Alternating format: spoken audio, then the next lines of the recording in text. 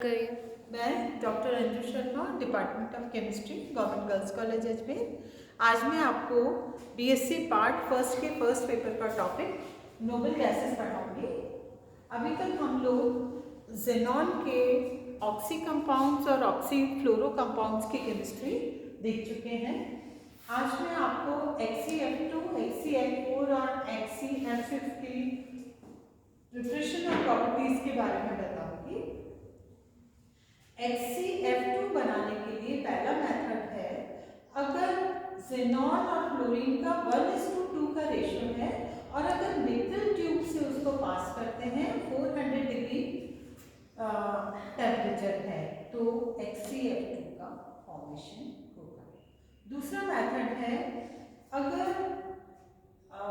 -78 degree temperature है, cool करेंगे और Xe प्लस O2F2 की रिएक्शन होगी तो XeF2 और ऑक्सीजन बनेगी।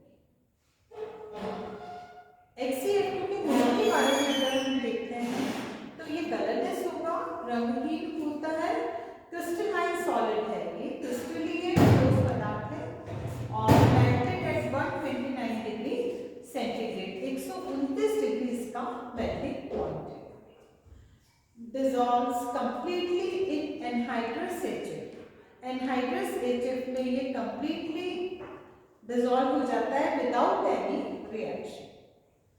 थर्ड प्रॉपर्टी है इसकी easily sublimized, आसानी से ये उर्ध्वपातित हो जाता है। नेक्स्ट इसका रिएक्शन आप ये देखिए, XeF2 की रिएक्शन अगर CH2 इथीन से अगर होगी तो आप ये देखिए कि डबल बॉन्ड हट जाएगा और दोनों जगह पर फ्लोरीन ऐड हो जाएगा तो प्रोडक्ट बनेगा CH2F एंड CH2F और जेनॉन। दूसरा रिडक्शन वाली बात अगर है तो XeF2 की रिएक्शन H2 से होगी तो यहाँ पर आप देखिए ट्वाइस HF बनेगा और जेनॉन। एसिडिक मीडियम में XeF2 आसानी से हाइड्रोलाइज हो जाएगा और आप रिएक्शन देखिए XeF2 प्लस 2H2O, अम्लीय माध्यम में ये क्रिया होगी और twice Xe plus O2 plus 4HF का फॉर्मेशन होगा, हाइड्रोलिसिस हो जाएगा। अब हम नेक्स्ट कंपाउंड देखेंगे जेनॉन का, दैट इज XeF4। यहाँ पर इसको बनाने के लिए जिस तरह से यहाँ पर फ्लोरीन और जेनॉन लिया था एग्जैक्टली वैसा ही है यहाँ पर कंडीशंस में फर्क है।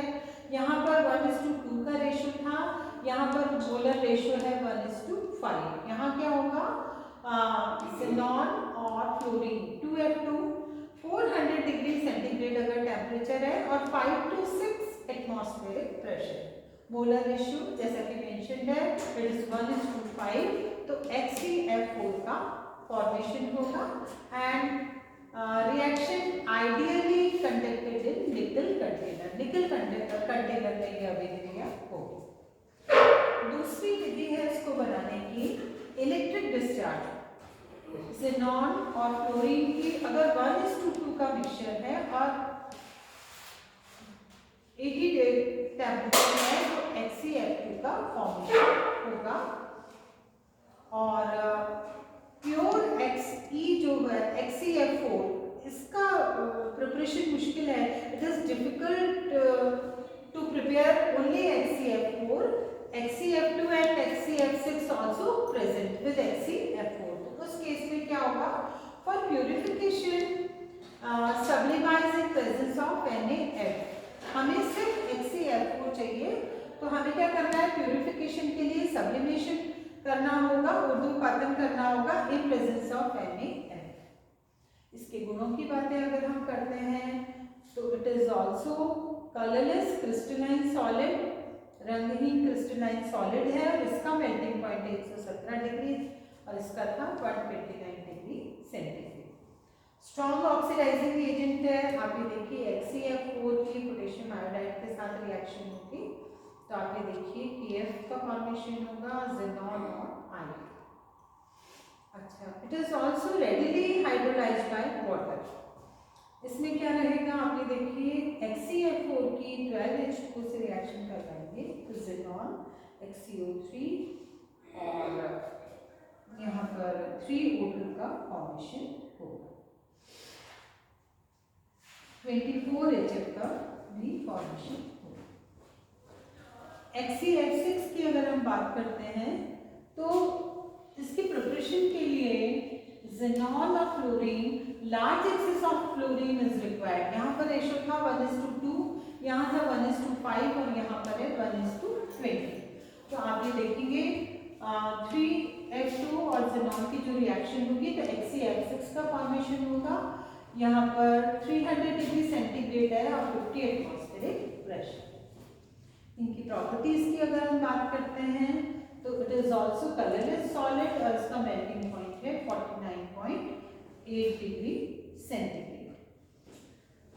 Most volatile of all fluorides of xenon, xenon के जो तीनों फ्लोराइड्स हैं उसमें सबसे ज्यादा जो वॉलेटाइल होता है, वाष्पशील होता है, HCl6 होता है और वेपर फॉर्म में यानी वाष्पशील स्थिति जब उसकी होगी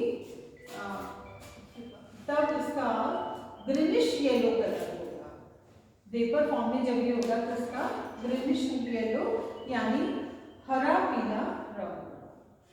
HCl6 की वाटर के साथ में आसानी से अभिक्रिया होगी, it readily reacts with water and give XCO3 और 6HF। अब XCO3 जैसे मैंने आपको XCO3 की प्रॉपर्टीज बताई थी उस समय मैंने आपको समझाया था कि ये पावरफुल एक्सप्लोसिव होता है, तो यहाँ पर HCl6 से XCO3 का फॉर्मेशन होगा। And last is it is extremely reactive towards glass और क्वार्ट्ज। क्वार्ट्ज या ग्लास की तरफ ये एक्सट्रीमली रिएक्टिव होता है, आसानी से अभिक्रिया होती है एंड प्रोड्यूसेस डेंजरसली एक्सप्लोसिव। यहाँ पर भी जैसे यहाँ था, यहाँ पर भी ये डेंजरसली एक्सप्लोसिव HCO3 का फॉर्मेशन करता है। इसीलिए HCl6 का जब हम प्रिपरेशन करते हैं, इसको बनाते हैं तो ऑलवेज कैरिड आउट इन अ निकल वेसल। इसकी जो अभिक्रिया होती है इसकी प्रिपरेशन के समय पर